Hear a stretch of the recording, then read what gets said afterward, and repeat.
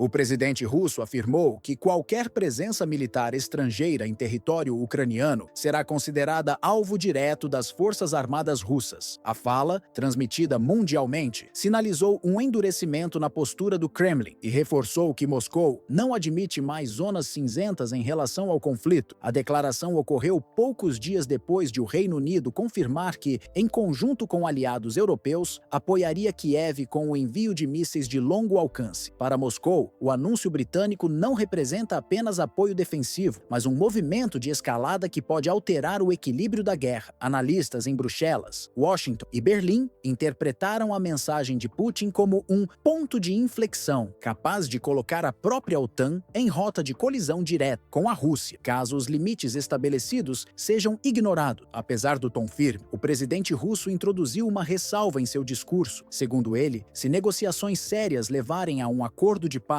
com garantias duradouras, a presença de tropas ocidentais na Ucrânia deixaria de ter sentido. Esse duplo recado, ameaça imediata contra qualquer incursão estrangeira e abertura a uma solução diplomática futura, reflete a estratégia de Moscou em combinar pressão militar com margem de negociação. O fórum, realizado entre 3 e 6 de setembro de 2025, teve como lema o Extremo Oriente, cooperação para a paz e prosperidade, e serviu não apenas para projeção militar, mas também para exibir a agenda econômica russa. Putin anunciou projetos de grande impacto, uma ferrovia de mais de 530 quilômetros, ligando regiões do interior ao Pacífico, a expansão do aeroporto internacional de Khabarovsk, um centro multimodal de transporte integrando rodovias, ferrovias e portos, além da criação de sistemas financeiros alternativos para reduzir a dependência de bancos e plataformas controladas pelo Ocidente. Essas iniciativas refletem a busca russa por maior autonomia econômica em um cenário de sanções impostas por Estados Unidos, União Europeia e aliados do G7 desde 2022. Enquanto Moscou detalhava sua posição, Londres respondeu de maneira mais cautelosa. O primeiro-ministro britânico Keir Starmer confirmou o envio de armamentos, mas evitou especificar os modelos de mísseis ou os países envolvidos no fornecimento. Além disso, mencionou que as Forças Armadas Britânicas e da Dirtin OTAN já trabalham em planos para eventual deslocamento de tropas, caso um cessar-fogo seja acordado. A ausência de transparência foi interpretada em Moscou como sinal de que os aliados preferem manter espaço de manobra, ainda que isso aumente a desconfiança russa. Putin destacou que sua advertência não era improvisada, mas parte de uma doutrina clara. Em meio às hostilidades em curso, afirmou, não há diferença entre voluntários, assessores ou pacificadores. Na visão russa, qualquer militante militar estrangeiro em território ucraniano deve ser considerado combatente ativo e, portanto, um inimigo a ser neutralizado. De um lado, os países ocidentais ampliam gradualmente a intensidade do apoio militar à Ucrânia, fornecendo sistemas cada vez mais sofisticados. Entre os exemplos mais emblemáticos estão os lançadores de foguetes HIMARS, produzidos pelos Estados Unidos, que já demonstraram grande impacto em combates no leste europeu, e os tanques Leopard 2,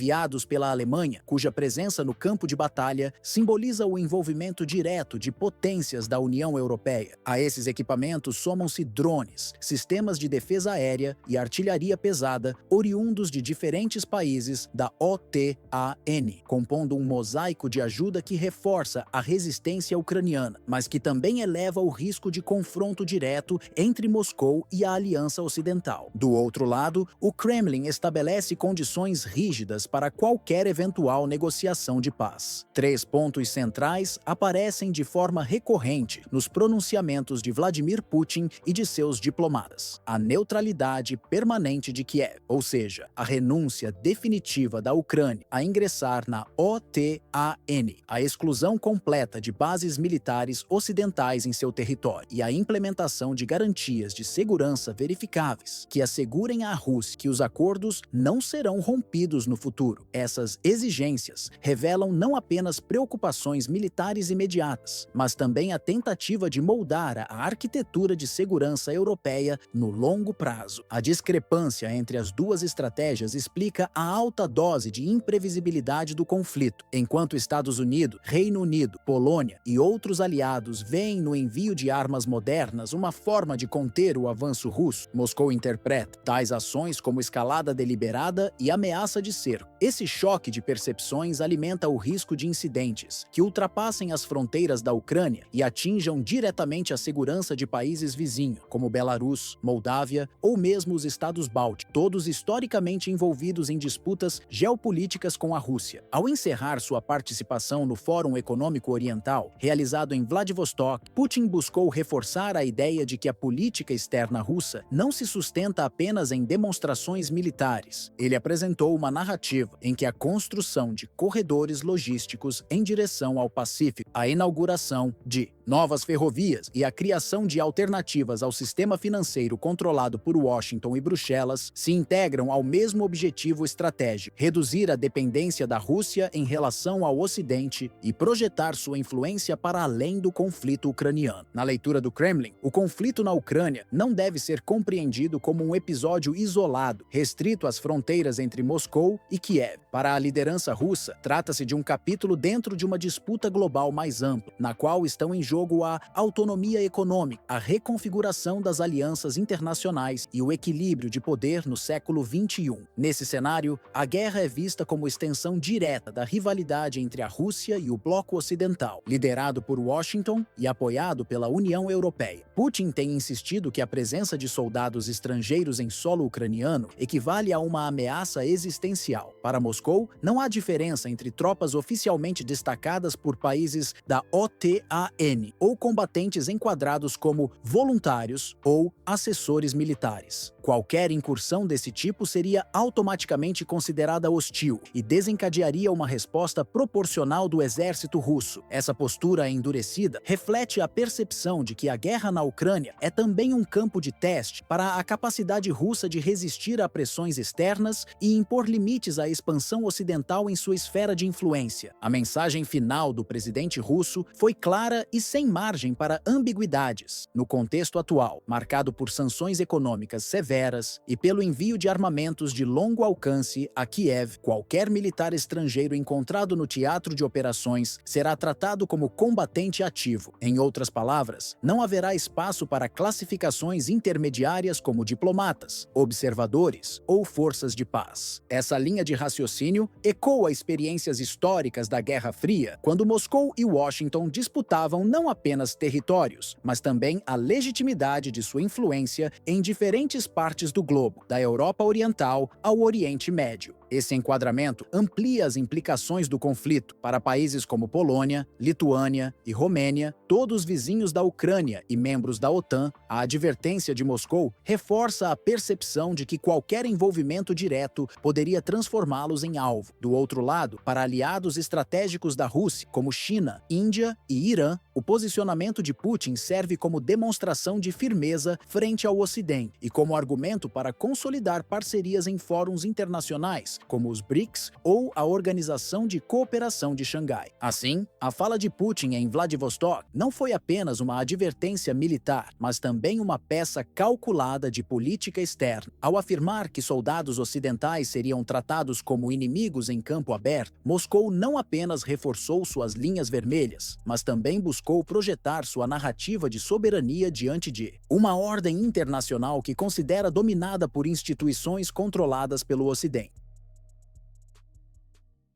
O Caribe voltou a ser palco de tensões geopolíticas entre Estados Unidos e Venezuela, após um incidente envolvendo a Força Aérea Venezuelana e a Marinha Norte-Americana. 2 caças Su-30, de fabricação russa, realizaram um voo de demonstração sobre um destroyer dos Estados Unidos posicionado próximo ao litoral venezuelano. O Pentágono classificou o episódio como uma ação provocativa que eleva o risco regional. Já o governo de Caracas argumentou que o sobrevoo foi uma resposta proporcional à presença constante de embarcações norte-americanas em áreas que considera estratégicas para sua segurança nacional. A identificação das aeronaves foi um ponto central do debate. Nos primeiros relatos divulgados por veículos ocidentais, especulou-se que Caracas teria utilizado caças F-16, modelos adquiridos quando a Venezuela ainda mantinha cooperação militar com Washington nas décadas de 1980 e 1990. Pouco depois, a versão foi corrigida. Tratava-se de modernos Su-30 fornecidos por Moscou. A diferença é significativa. Em vez de aviões herdados do passado, foram utilizados caças de última geração, que simbolizam a atual parceria estratégica entre Caracas e a Rússia. Segundo informações oficiais, a manobra foi conduzida de forma controlada. Não houve disparos nem aproximações que configurassem risco direto de colisão. Os Su-30 apareceram armados com mísseis, mantendo distância calculada do destroyer. A exibição foi interpretada como gesto de dissuasão, um recado claro de que a Venezuela considera inaceitável a presença militar estrangeira em zonas próximas ao seu território. Para Washington, tratou-se de um ato de provocação. Para Caracas, a provocação inicial foi a movimentação naval dos Estados Unidos em águas internacionais vizinhas à sua plataforma marítima. O Su-30, nesse contexto, ganha um valor simbólico. Ele representa não apenas a modernização da aviação venezuelana, mas a independência em relação ao fornecimento de armamentos norte-americanos. A cooperação militar com Moscou inclui treinamento, manutenção e transferência de tecnologia, elementos que reforçam a narrativa de autonomia estratégica do governo de Nicolás Maduro. Mostrar esses caças armados em voo foi, portanto, mais do que exibir poder de fogo. Foi uma demonstração de prontidão e de mudança de eixo geopolítico. Pouco depois do incidente, Maduro anunciou a ativação de novas unidades da Milícia Nacional Bolivariana, ampliando a participação popular na defesa nacional. O governo apresentou a medida como parte de um esforço para integrar comunidades locais a estruturas militares de apoio. Segundo estimativas oficiais, mais de 8 milhões de cidadãos poderão ser mobilizados em coordenação com as forças armadas, somando-se para cerca de 4 milhões e meio de milicianos já existentes. A ideia é distribuir essas unidades em mais de 15 mil zonas de defesa popular, equivalentes ao número de centros eleitorais do país, criando uma malha territorial difícil de penetrar. No discurso presidencial, a mobilização das milícias foi apresentada como mecanismo para proteger tanto a soberania nacional quanto o cotidiano da população, associando defesa militar à estabilidade social. Assim, o sobrevoo dos Su-30 e a convocação em massa da milícia não foram ações isoladas, mas parte de uma mesma estratégia de dissuasão que combina poder aéreo moderno com a organização territorial da sociedade civil. Do ponto de vista geopolítico, a diferença entre empregar caças F-16 e utilizar